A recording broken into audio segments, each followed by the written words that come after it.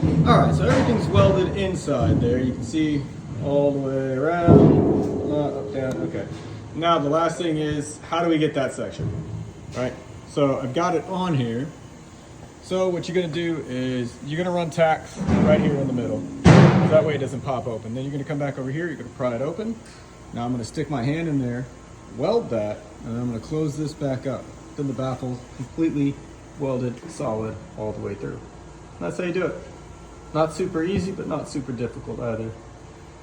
All right.